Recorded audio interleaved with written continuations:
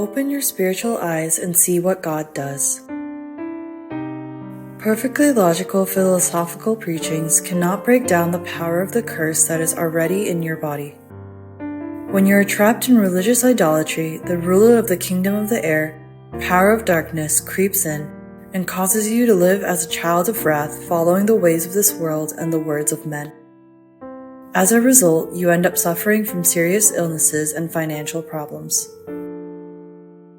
Although you claim to believe in God with your mouth, if you cannot conclude with the uniqueness of Christ's power alone, you become impatient and anxious before problems and leave God's side at the crucial moment.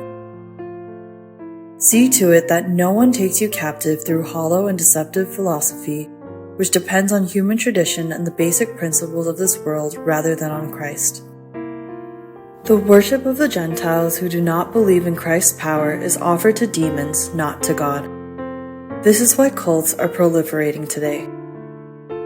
The God of this age has blinded the minds of unbelievers so that they cannot know Christ.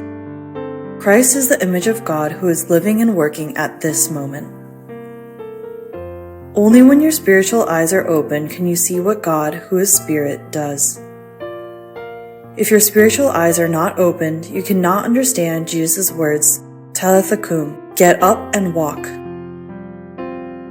Paul, whose eyes were not open to see God with his religious and legalistic knowledge, met Jesus Christ on the way to Damascus and turned from darkness to light and from the power of Satan to God, receiving forgiveness of sins and an eternal inheritance among those who are sanctified. God has called us to be born as chosen instruments who carry Jesus Christ's name before the Gentiles and their kings and before the people of Israel.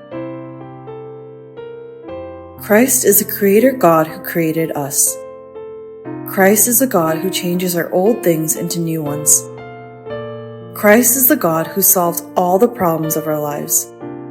Christ is the God who freed us from Satan's snares.